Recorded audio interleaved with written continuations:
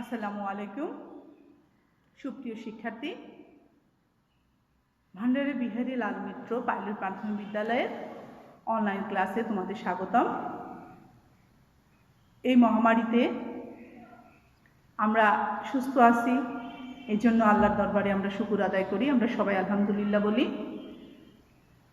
গত ক্লাসের সূত্র ধরে আমি তোমাদের গত ক্লাসে মানুষ কবিতাটি পড়িয়েছিলাম, কাজী নজরুল ইসলামের মানুষ।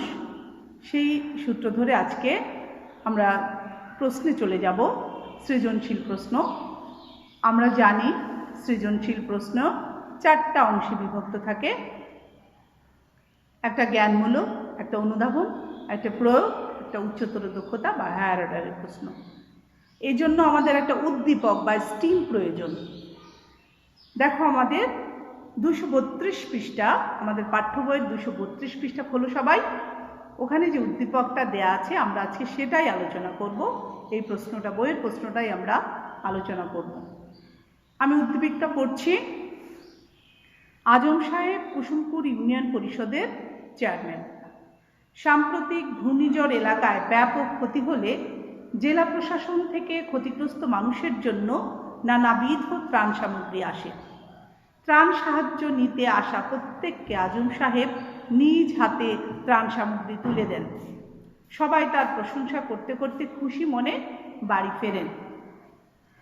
এরকম প্রত্যেকটা আমরা দেখেছি, প্রত্যেকটা প্রশ্নের একটা স্টিম থাকবে, উদ্দীপক থাকবে। এই উদ্দীপকটা আমাদের গল্প, কবিতা সাথে সাদৃশ্য, বৈসাদৃশ্য থাকবে, যা আমাদের গল্প কবিতায় নিয়ে যাবে, যা পড়ে আমরা বুঝতে পারবো এখানে কি কথা বলা হচ্ছে, কোন গল্পের সাথে সাদৃশ্য রয়েছে, বৈসাদৃশ্য রয়েছে। এখন আমাদের যে স্ট্রিমটা দেয়া আছে, এখানে আমরা সৃজনশীল প্রশ্নে সবাই জানো 4টা অংশ আমি বলেছি। জ্ঞানমূলক প্রশ্নটা আমাদের সরাসরি বই থেকে করা হয়, এর উত্তরটা সরাসরি বইতেই থাকবে, এখানে বেশি লেখার কোনো সুযোগ নাই। জ্ঞানমূলক প্রশ্নে 1 নাম্বার আমরা জানি, অনুধাবনে 2 নাম্বার, প্রয়োগে মার্কস 3, আর উচ্চতর দক্ষতা বা হায়ার অর্ডারের প্রশ্নে 4 মার্কস। এই টোটাল 10 মার্কস একটা প্রশ্নে থাকে। যেহেতু জ্ঞানমূলক প্রশ্নে 1 নাম্বার, এখানে আমাদের সঠিক উত্তরটা লিখে দিলেই ফুল মার্কস পেয়ে যাব। এখন সঠিক উত্তরটা এই জ্ঞানমূলক প্রশ্ন 100 জন স্টুডেন্টকে করলে একই উত্তর দেবে। এখানে বেশি লিখলে বেশি নাম্বার পাওয়ার কোনো সুযোগ নাই। সঠিক উত্তরটাই আমরা এখানে আশা করব। আমাদের পাঠ্য বইয়ে দেখো জ্ঞানমূলক প্রশ্ন আছে, আমি ব্ল্যাকবোর্ডে লিখে রেখেছি। ক্ষুধার ঠাকুর কথাটির অর্থ কি? ক্ষুধার ঠাকুর কথাটির অর্থ কি? এখানে ক্ষুধার্ত মানুষকে দেবতা জ্ঞান করাকে ক্ষুধার ঠাকুর বলা হয়েছে। যে মোল্লা সাহেব ভেবেছে সারা রাত সে ইবাদত করেছে, সেজন্য আল্লাহ তাকে বোধহয় ক্ষুধার ঠাকুর পাঠায় দিছেন, তার কাছে কোনো বর সে চাইবেন। কিন্তু ক্ষুধার ঠাকুর এই কথাটির অর্থ এখানে বইয়ে স্পষ্টই দেয়া আছে। ক্ষুধার্ত মানুষকে দেবতা জ্ঞান করাকে এখানে ক্ষুধার ঠাকুর বলা হয়েছে। এখন আমরা অন্য প্রশ্ন করতে পারি, জ্ঞানমূলক অন্য ধরনের থাকতে পারে, যেমন মানুষ কবিতাটির রচয়িতা কে? সবাই আমরা বলবো কাজী নজরুল ইসলাম। 100 জন স্টুডেন্ট একই লিখবেন কাজী নজরুল ইসলাম। এখানে বেশি বাহুল্য বা বেশি বাড়িয়ে লেখার কোনো সুযোগ নাই। 1 নাম্বার আমরা শুধু কাজী নজরুল ইসলামের নামটা পেলেই আমরা 1 নাম্বার দিয়ে দেব। তো এরকম আবার মনে করো নজরুল ইসলাম, এই যে মানুষ কবিতাটি নজরুল ইসলামের কোন কাব্যগ্রন্থ থেকে নেওয়া হয়েছে? প্রত্যেকে আমরা বলবো সাম্যবাদী কাব্যগ্রন্থ থেকে নেওয়া হয়েছে। তাহলে জ্ঞানমূলক প্রশ্নে আমরা অতিরিক্ত লেখার কোনো সুযোগ নাই, আমরা অতিরিক্ত লিখব না। কিন্তু কাজী নজরুল ইসলাম নামটায় তুমি যদি কোনো ভুল করো তাহলে কিন্তু তুমি 1 পাবে না, সরাসরি 0। কাজী নজরুল ইসলাম কবি লেখক, আমরা জানি সবাই কবি লেখক যেভাবে তার নামটা লিখেছেন আমরাও ঠিক সেইভাবে লিখব। এখানে ভুল হলে নাম্বার হবে না, আর নামটা শুদ্ধ লিখলে তুমি ফুল মার্কস পেয়ে যাবে। তাহলে ক্ষুধার ঠাকুর কথাটির অর্থ কি? এখানে ক্ষুধার্ত মানুষকে দেবতা জ্ঞান করা হয়েছে, এই কথাটি লিখলে সবাই 1 নাম্বার পেয়ে যাব। আমরা এখন অনুধাবনের প্রশ্নে চলে যাই। দেখো, মানুষের চেয়ে বড় কিছু নাই, নহে কিছু মহিয়ান। প্রশ্নটা হয়েছে কেন? অনুধাবন কথাটার অর্থ হচ্ছে বুঝিয়ে বলা। তুমি এই প্রশ্নটা থেকে বা এই লাইনটা থেকে যা বুঝেছো সেটাই গুছিয়ে লেখা, সেটা খুব বেশি বড় করার দরকার নাই, 4-5 লাইনই যথেষ্ট। তুমি কি বুঝেছো এটা লিখতে পারলেই তুমি এখানে ফুল মার্কস পেয়ে যাবে। মানুষের চেয়ে বড় কিছু নাই, নহে কিছু মহিয়ান। এখানে আমরা বুঝতে পারতেছি যে মানুষই স্রষ্টা, শ্রেষ্ঠ জীব।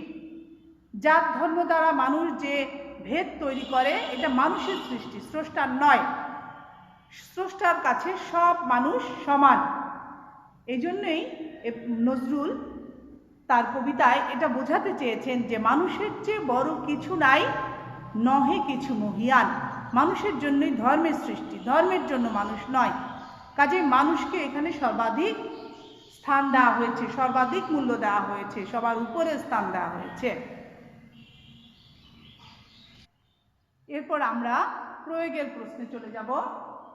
দেখো, প্রয়োগ হচ্ছে তুমি উদ্দীপকের জ্ঞানটা, বইয়ের জ্ঞানটা কাজে লাগিয়ে যখন এটাকে সাদৃশ্য করতে পারবে, বৈসাদৃশ্য দেখাতে পারবে, তখনই তোমার প্রয়োগ সম্পূর্ণ হবে।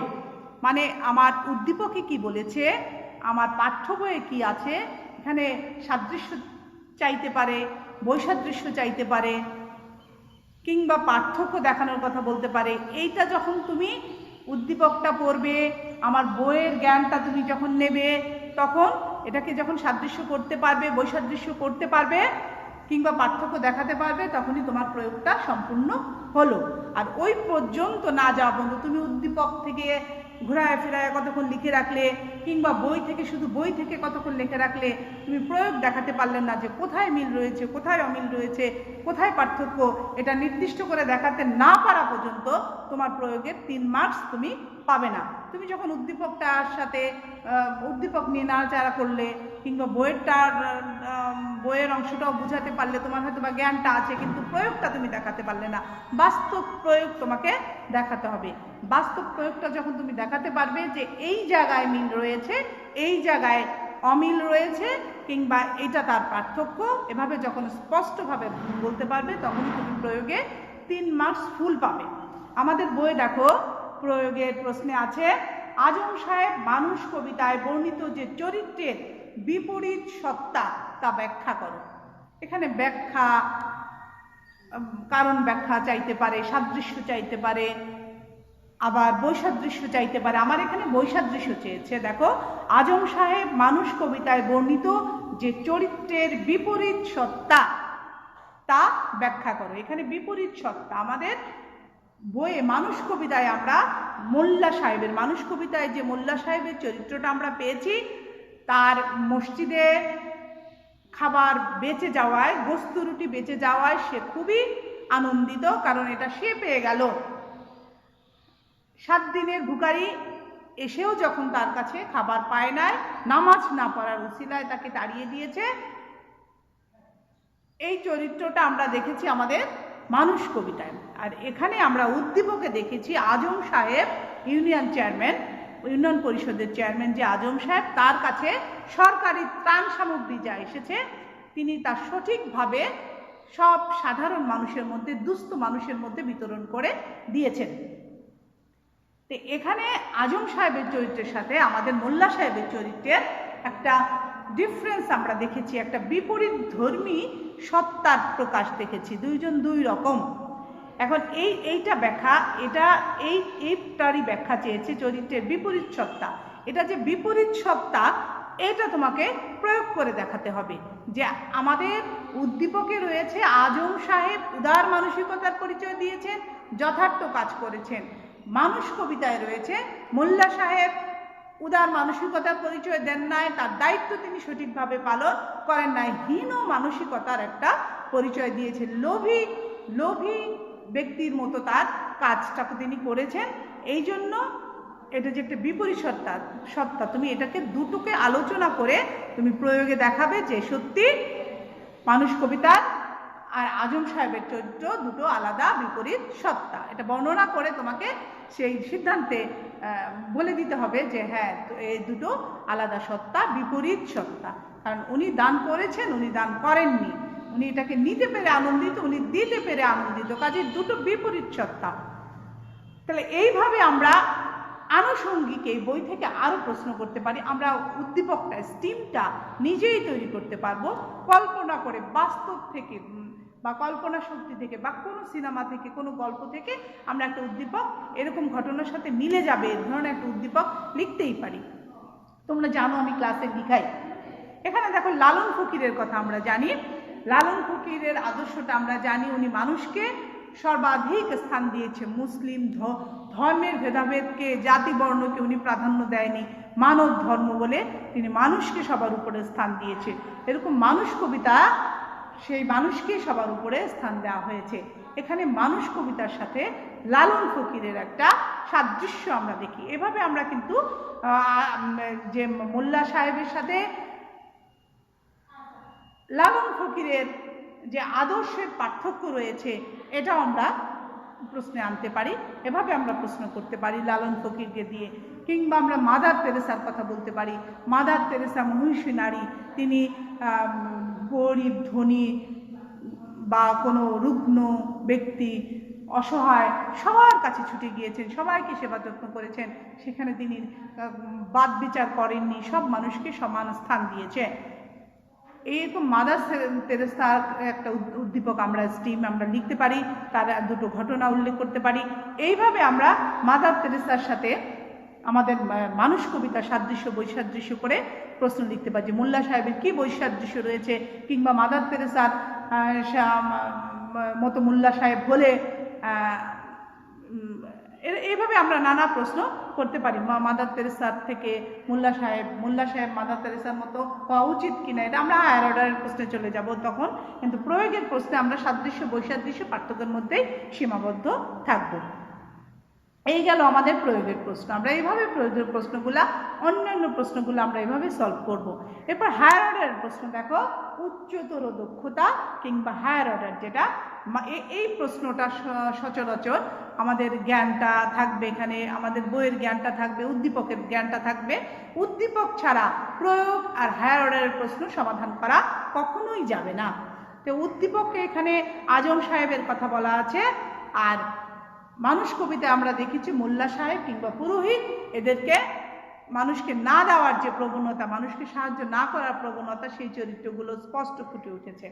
এখানে দেখো হায়ার অর্ডারের প্রশ্নে বলা আছে, মানুষ কবিতায় বর্ণিত ভণ্ডদের মানসিকতা পরিবর্তন আজম সাহেবের মতো ব্যক্তিদের প্রয়োজনীয়তা অপরিসীম। মানুষ কবিতায় যে বর্ণিত ভণ্ড বলতে আমরা মোল্লা সাহেব আর পুরোহিতকে বুঝিয়েছি, এই যে ভণ্ডদের মানসিকতার পরিবর্তন আজম সাহেবের মতো ব্যক্তিদের প্রয়োজন অপরিসীম। তাহলে আজম সাহেব কি করেছে? ত্রাণ সামগ্রী যা এসেছে তা সঠিকভাবে বিতরণ করেছে। এই সব চরিত্র বেশি বেশি প্রয়োজন আমাদের এই সমাজটাকে পরিবর্তন করার জন্য। তাহলে মতামতটির বিশ্লেষণ করো, তোমাকে বিশ্লেষণে যেতে হবে, সিদ্ধান্তে উপনীত হতে হবে। হ্যাঁ, প্রয়োজন, সত্যি আমাদের সমাজে এই চরিত্রগুলা সাথে যুদ্ধ করতে হবে। করার জন্য আমাদের এই ধরনের চরিত্র, ভালো মানুষকে বেশি বেশি সমাজে আসতে হবে। এটা যে প্রয়োজন অপরিসীম, এইটা তোমাকে সিদ্ধান্তে উপনীত হবে। হ্যাঁ, অপরিসীম, তুমি সিদ্ধান্তে উপনীত হবে।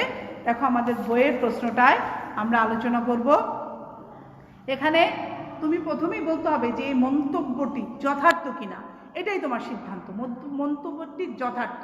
এখন কেন যথার্থ এটা তুমি তাহলে তোমার যুক্তি দেবে, তুমি বুঝিয়ে বলবে, তোমার যুক্তিতে উপনীত হয়ে তুমি সিদ্ধান্তে উপনীত হবে যে না, এই মন্তব্যটি, এই প্রশ্নের মন্তব্যটি সত্যি যথার্থ। আমাদের সমাজকে পরিবর্তনের জন্য আমাদের এই ধরনের মানসিকতার পরিবর্তন সবাইকে করতে হবে, তাহলে একদিন আমাদের সমাজটা সুন্দর এবং সুন্দর ধরনীতে পরিণত হবে। তা আমি আশা করছি তোমরা প্রশ্নগুলো বুঝতে পেরেছো। এখন তোমরা নিজেরা অনুশীলন করবে, বই থেকে উদ্দীপক তৈরি করবে নিজেরা, বাস্তব ঘটনা থেকে বা খবরের কাগজ থেকে কিংবা টেলিভিশনের কোনো নাটক থেকে তোমরা একটা চরিত্র তুলে নিয়ে ওইটার উপর আমাদের মানুষ কবিতার সাথে সাদৃশ্য বৈসাদৃশ্য, ঘটনার সাথে কোথায় মিল, এইভাবে উদ্দীপক তৈরি করে তোমরা প্রশ্ন করবে। তবে মনে রাখবে, প্রয়োগ এবং হায়ার অর্ডারের প্রশ্ন উদ্দীপক না করে যদি উত্তর করা যায় তাহলে এই প্রশ্নগুলোর মধ্যে ভুল থেকে যাবে। তাহলে উদ্দীপকটা আমরা, প্রয়োগের প্রশ্ন এখানে দেখো, আজম সাহেব মানুষ কবিতায় বর্ণিত যে চরিত্রের বিপরীত সত্তা, তাহলে আজম সাহেবের চরিত্রটা আমি উদ্দীপকে পেয়েছি, মানুষ কবিতা তো আমি আগেই পড়েছি। তাহলে আজ উদ্দীপক ছাড়া আমি এই প্রশ্নের উত্তর করতে পারবো না। এইভাবে প্রয়োগটা স্পষ্ট দেখাইতে হবে। আর হায়ার অর্ডারে তোমার সিদ্ধান্ত উপনীত হবে, বিশ্লেষণ করবা, সংশ্লেষণ করবা, যুক্তি দেখাবা, তারপর তুমি সিদ্ধান্তে উপনীত হবা। বাসায় বেশি বেশি পড়াশোনা করবে। ধন্যবাদ সবাইকে।